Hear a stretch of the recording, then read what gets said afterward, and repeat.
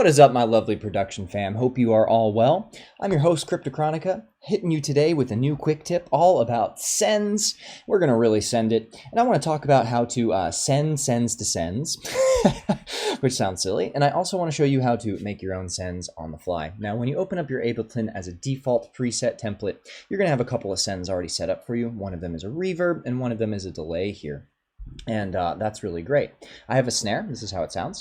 If I was going to send my snare to this reverb, I would want to turn up this little box. And this box relates to my first send. This second box here relates to my second send. And as you add sends, you're going to create more little boxes on the right-hand side of your channels over here.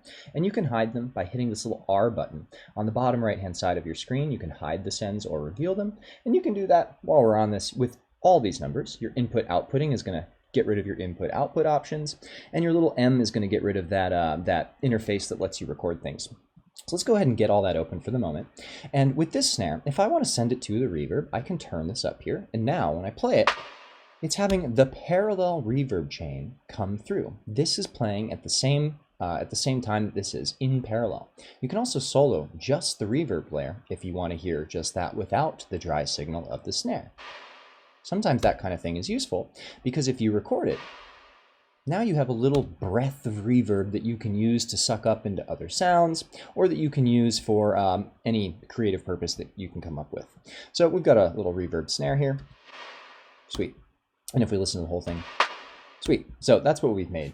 Now, something that can be kind of limiting is what if you want to send this reverb into a delay?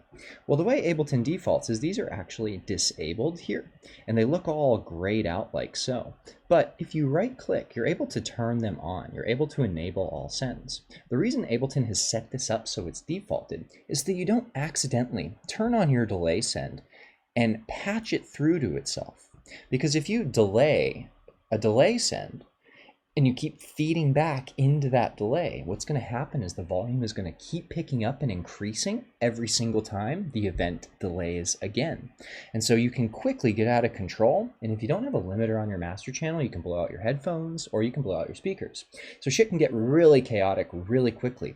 And that's why Ableton has it automatically disabled so that you don't accidentally delay your delay, delay your delay, delay your delay ad infinitum. So if you use this intentionally, though, you can get some really cool creative results. For instance, right now I have the snare going through our reverb. Cool, sounds good. But if I turn the snare and I send the snare through the delay and the reverb, listen to what's going to happen. All the delayed sounds, all these delayed repetitions, sound very dry, and that's unfortunate. I might want them to sound like they're in the same space as the dry signal in my snare. I might want them to be in the reverb as well. So what I'm going to do is I'm going to take our delay send here, and I'm going to send its first box into the reverb send. And now every time this delay happens, it's getting fed back into our reverb, and the delayed signal is also being reverberated. Let's go ahead and check out how that sounds now. Much smoother, much more like it's in the same place. And for one final contrast, without that reverb being put on the delay, dry, kind of tacky, kind of noticeable.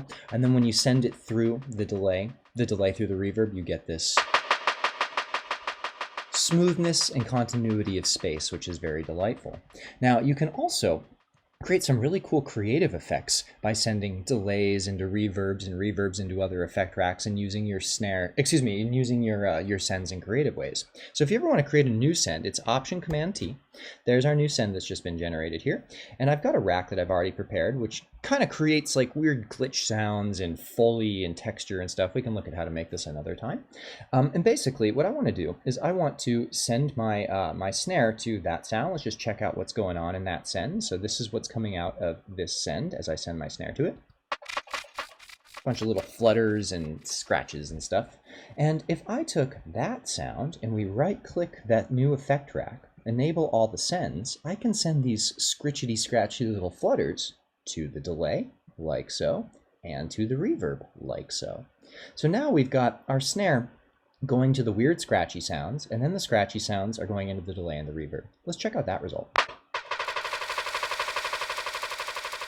starting to get some really cool results. Now that's something that I probably would have recorded to make myself a stretch of sound, of audio thread that I can play later on.